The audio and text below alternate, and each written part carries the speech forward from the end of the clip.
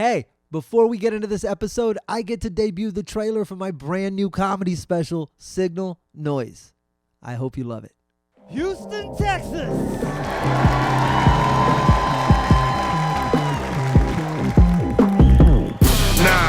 How are you racist, homophobic, and misogynistic in 6 words, little kid?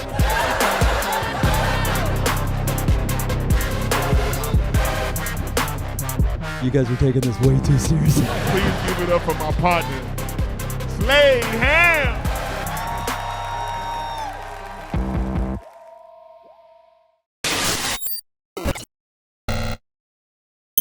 Hello, hi, welcome to the Slade Ham experiment. You are aboard the Midnight Spaceship, a crystalline blue and white behind me, adrift in the galaxy. Cheers to you. I'm Slade Ham. I'm your host. I'll be with you for the next half hour or so. It's the first episode of the year for a great many of you. I had taken a sabbatical towards the end of the year, but this I am recording on New Year's Eve. As I refer to amateur night, the night when people who never go out, go out. And if I'm not working, just not going out. Some personal time, I think, this New Year's Eve. Thanks so many of you for your messages. I got messages and DMs and comments and some tweets about the last episode. And I appreciate those more than y'all know. I almost deleted that last episode. I was close to not publishing that at all. I'm glad it has brought some of you some help. Just to build a little bit off of what we talked about last episode, I want to clear up some of my thought processes, the battle plan, as it were. I'll tell a couple more stories tonight, revisit some past stuff. We'll have fun. Let's see. The main thing, though, this is what I realized. I've gone back through journals from the last year or so, and if you're not journaling, that can mean a great number of things to you, right? I don't mean teenage girl, oh my God, I'm so in love with so-and-so. No. But keeping track of parts of your life so that your memory doesn't have to do all the work, so that you don't have to trust this old codgerly woman who files the files away in your brain, who takes the bag and boxes of things that you've discovered and learned and experienced and drags them up to that old library in your head and starts sticking them on the shelf in all the wrong places and mislabeling and doing all the things that memory tends to do. It's healthy to capture some of it, I find. What it's allowed me to do is go back and look at where I was a year or so ago. One of the biggest liberating things to my brain that has thought it has accomplished nothing has been a photo I took of a checklist before I wiped off my whiteboard. And it was from July of 2022, a mere year and a half ago, 18 months, finger snap on the grand scale of things. I had about 10 items on that checklist. Reduce the Whiskey Brothers schedule. I did it.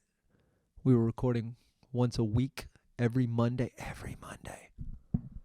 We moved to once a month. It liberated my time. I'm going to say liberated a lot this episode.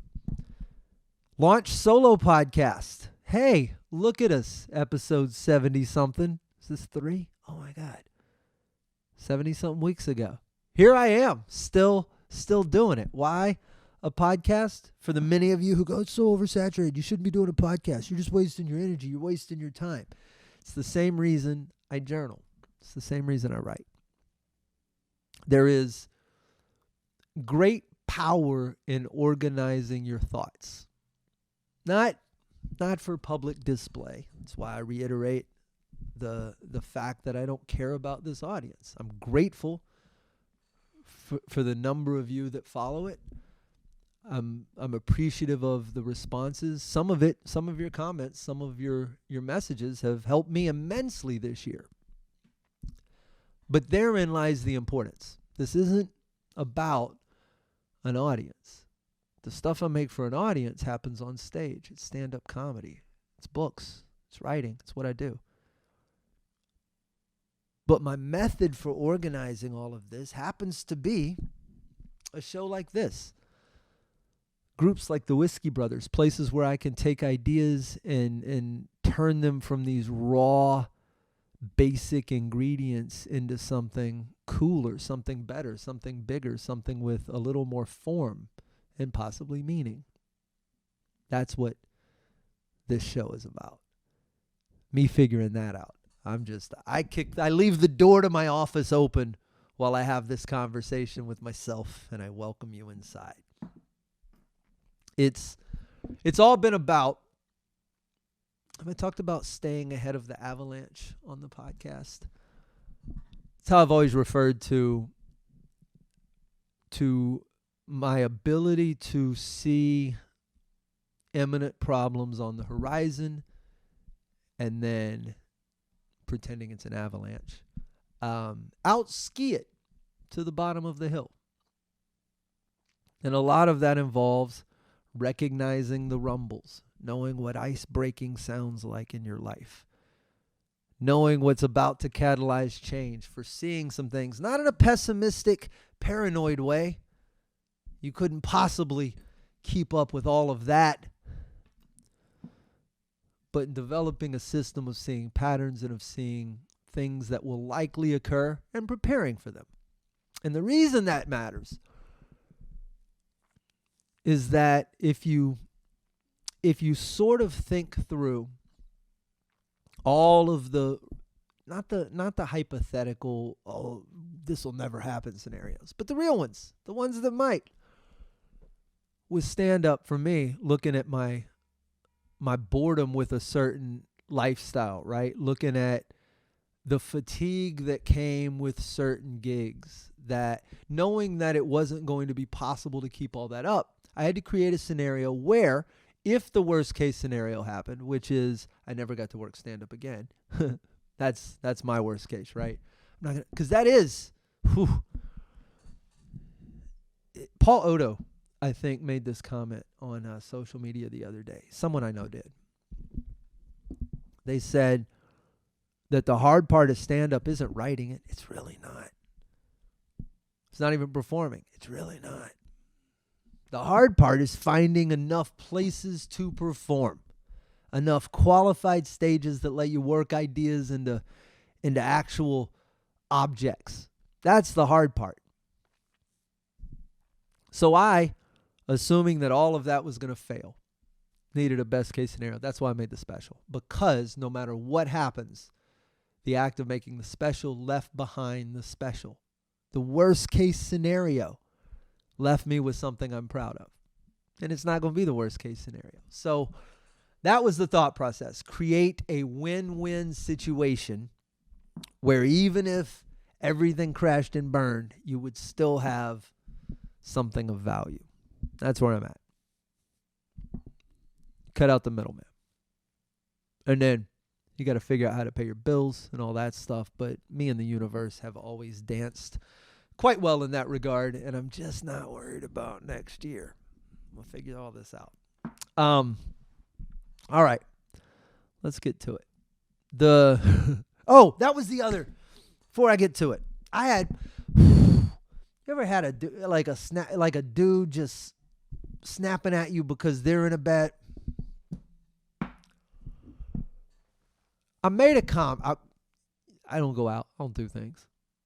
But I'm around people, and there's two guys having a current events argument. It's really Israel Palestine. It's one of those Middle East arguments, and I didn't say anything, but I was sitting close enough to get sort of sucked in, and I made the comment. I think I made it on the podcast earlier. I'm just on the side that kills less kids, and that's what I said. And the guy took that as, I guess, that I had started a pro-Hamas rally or something. Man, you don't even know what you're talking about. Okay, you're right. I don't. That's really, y'all were talking about it. I should have shut up. Bet you can't even find Palestine on a map. And I said, I can't. I think that's what they're mad about.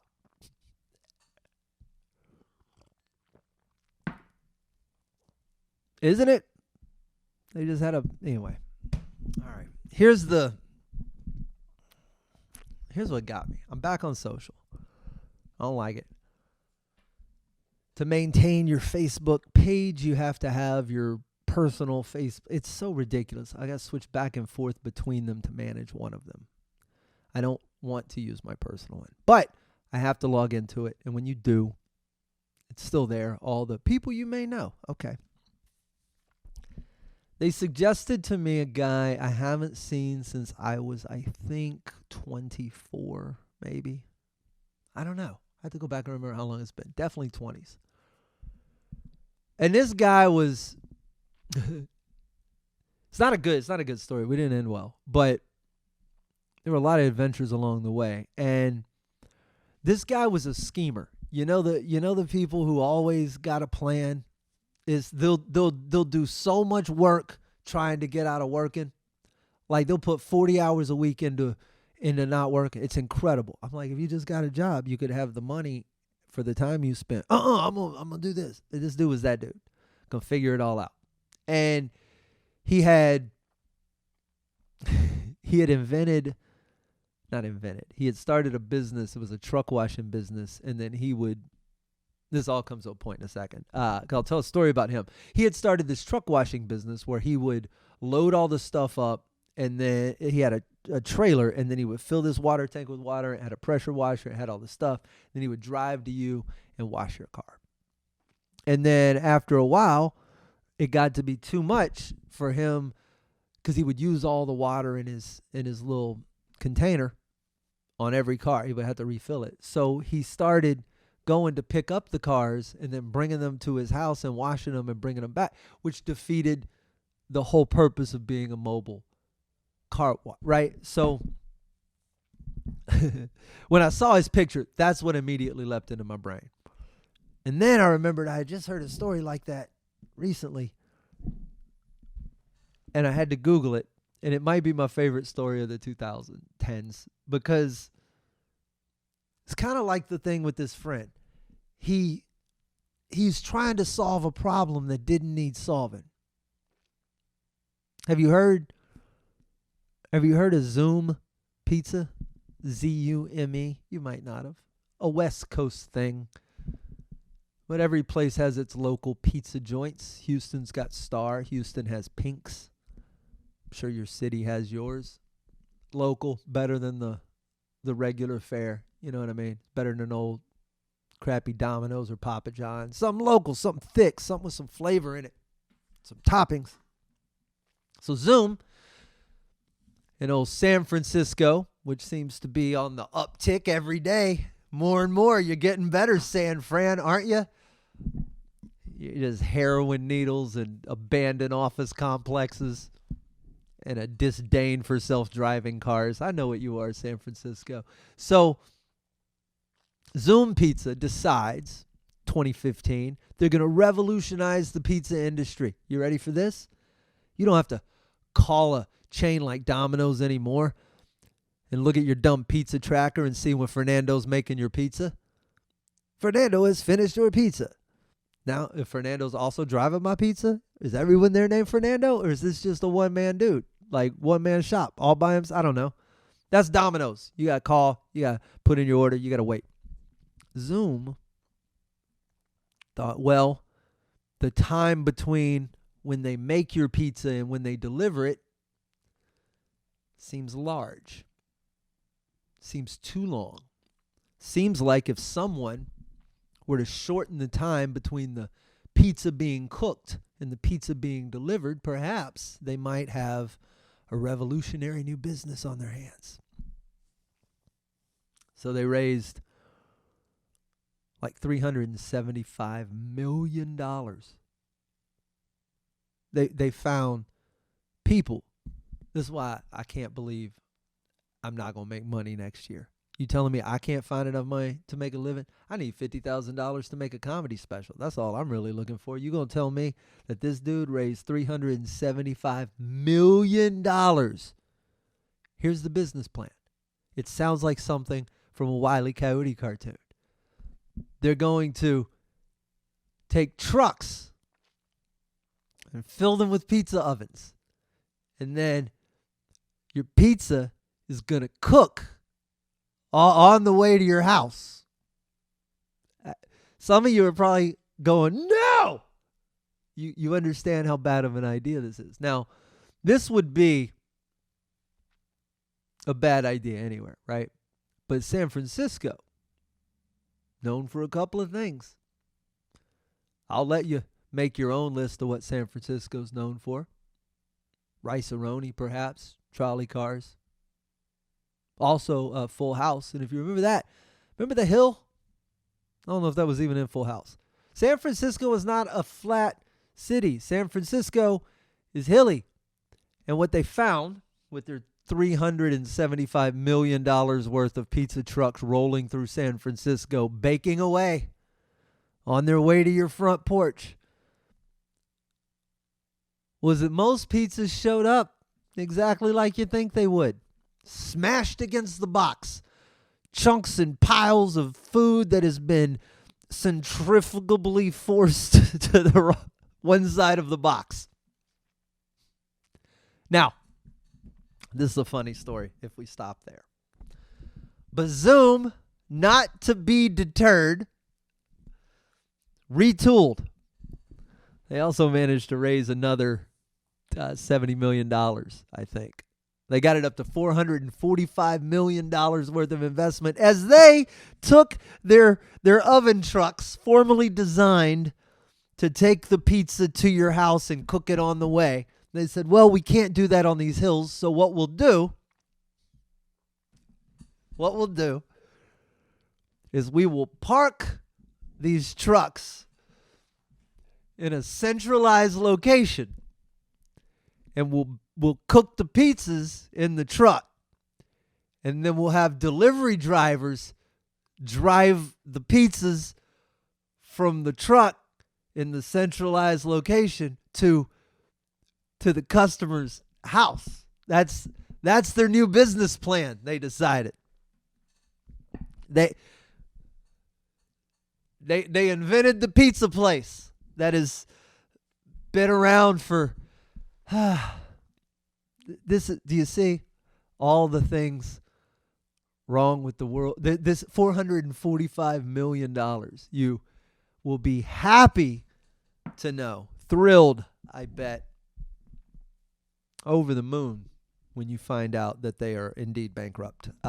Yeah, all that money didn't manage to invent a pizza place that operated out of a Walmart parking lot or whatever. They built a food truck, a $500 million food truck.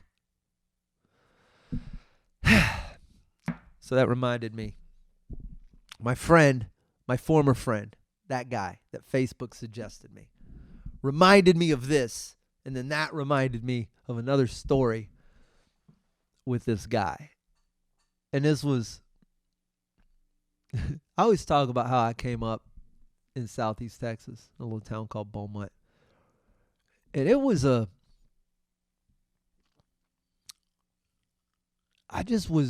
I grew up in violence. Not my home, but all around me. School, friends, neighborhood. It's what I know. It's what I knew growing up.